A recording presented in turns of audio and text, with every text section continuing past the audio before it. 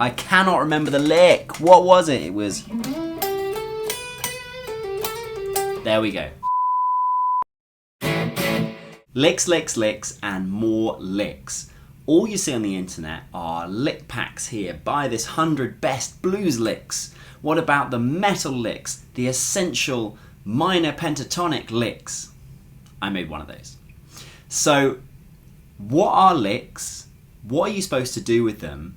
And why the hell is there such an emphasis on having so many of them? And is there even a point? And I think there isn't some of the time. So we're going to go into a little bit of a step back and a thinking mode about our guitar playing here. And I like to take a step back sometimes from just the playing all the time to really think about, for you, what should you be practicing in order for you to get better at the guitar. So hopefully this helps you kind of see a window into how you can think about learning things for your own lead guitar playing on electric guitar. So let's dive in. First of all, what are licks? Well, for the purpose of this video, I'm calling a lick a musical phrase over a certain context. So it's a musical idea. It could be over a certain chord, or it could be over a certain key that you are going to learn. So what's cool about licks is often you can get ideas or fluid ways of playing through on the guitar that you've never come across before. But really, often there's just too many of them for you to use, and we don't talk often enough about how to really learn licks or how to absorb them into your playing and turn them into the goal here, which is where I'm heading with this, into your own vocabulary. So learning licks on the guitar is really awesome because it's similar to if you were copying someone's speech patterns when you're learning a language. So you get to see how their cadences move, how the speech moves along, the kind of accent they have, all of those things you're trying to copy as much as possible in these licks.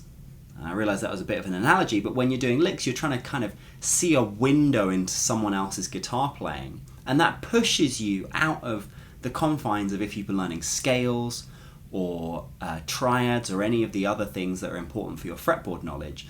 They kind of allow you to see and connect things on the fretboard that you wouldn't normally have done in a musical way. Now the problem is often that you're expected to learn too many of them too fast, or people put this pressure on themselves to learn too many of them too fast. And I think it's significantly better to learn less. And the question is, do you really need to learn them from lick packs? Now, sometimes when you have your favorite guitar player, and if that favorite guitar player releases something where they've got kind of educational content, I think it would be appropriate for you to go and, okay, let's get this, and look at some of those licks. But even those, when I bought packs of 25 licks or 100 licks, there's normally 5, 1, 3 that I'll actually really kind of dive into deeply and really look at in playing. Now I'm sure there are guitar players out there who really do dive in and learn every lick, and they do every piece of homework they've ever had, and they do every exercise in every book, and good for them. But I would bet that they are the exception, not the rule. And also, I'm not sure whether it's actually the best approach. Because if you're learning all of the licks rote, that's cool, but where do you have the time to absorb them and chop it up and turn it into your own playing? So one of my favorite ways to learn licks, or one of the best ways to learn anything on the guitar, is to try and learn them by ear if you can. Use a tool on your computer to slow down YouTube videos, or there's Transcribe, which is another great tool if you have the MP3. But if you have Google Chrome, then you can get an extension which is Video Speed Controller, and you can slow YouTube videos down in increments of 10% or up. You can speed them up in 10% chunks, which is better than the wheel on the YouTube videos because they only go in 25% functions, and so you can really hear and slow things down and transcribe them. So that's just a note, first of all, that often learning licks by buying lick packs is cool, but often kind of listening to your solos or guitar players that you want to work out, and even just working out a short phrase and then trying to figure out what that fits over is great. Number 2, always be aware of the context of whatever you're learning. So what does that mean? Well, let's say I have this lick.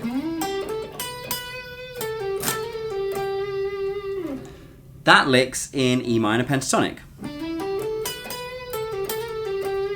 Now there's a few ways that I could tell that. If I'm doing that from a lick pack, similar to the one which I have that you can download below, then it'll just tell you often what that's in. If you're doing it and you've transcribed this by ear from a song, you might actually be better off looking at the context of the chord it's over rather than the key. If you know the key, that's cool, but often the chord is just as or more important than the context of that key. So this would be, I think of this as E minor pentatonic, so that would be in the key of E minor, or you could think of it as being played over an E minor chord. So once I know that and I think, oh, okay, I can move this to wherever I want on the fretboard in different keys. So what if I wanted to play that same lick in B minor? Well, I'd learn to move it down.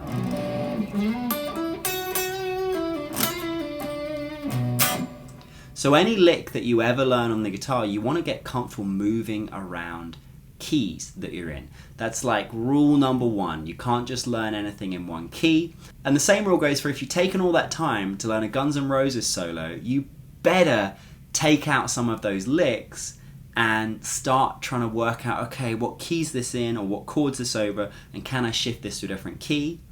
And then do some of the other stuff we're going to talk about in a second.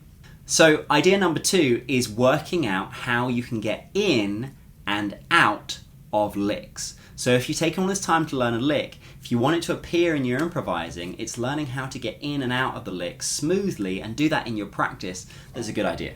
So with this lick again, it would be good for me either to take another lick that I know or just some general improvising around E minor and then go into the lick and then out again. So let's have a go at this. We're going to be in E minor.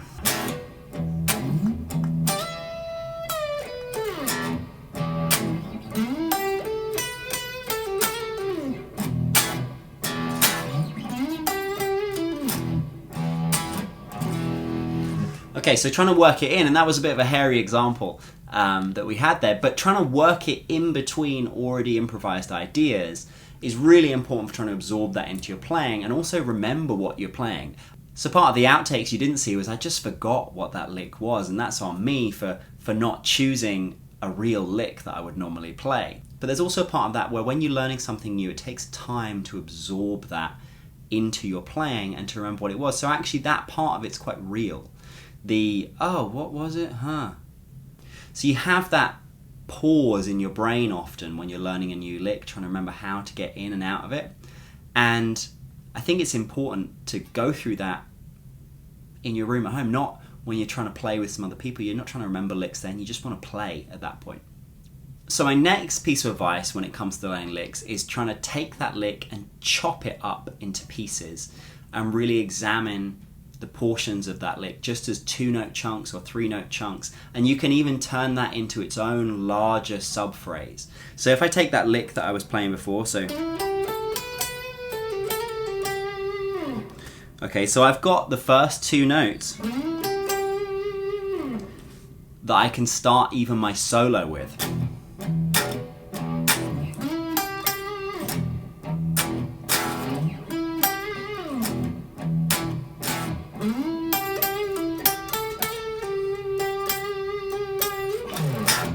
And you kind of hint at what this whole phrase is going to be like without actually playing one lick the whole way through.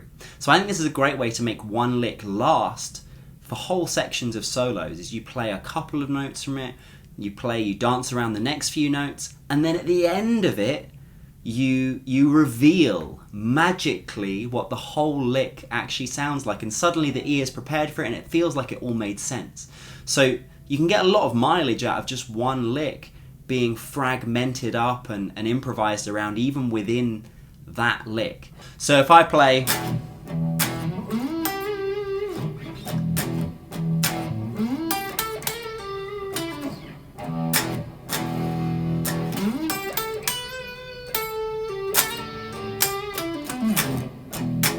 so even in my very quick version there, it kind of sounds like that was meant to all be back to back with each other, and really I'm just thinking about what the main lick was and then kind of chopping it up and adding some of my own phrasing in without having to do any huge mileage over the guitar, and I'm actually getting a lot out of learning a lick. So my last piece of advice is when it comes to something fast, so if you're learning a fast bit of a solo, if you're learning something or a lick which has like this technical aspect where you're going to spend a lot of time figuring out and working on the motions to get it to play that part correctly, everything in this video becomes 10 times more important. There's no point in spending 2, 3, 6, 10 months nailing being able to play something that fast and then not going through doing the work of trying to get it so you can contextualize it and be able to play it over any key or any chord when that chord comes up. Because if you've done the technical side, that deserves to end up in your playing somewhere,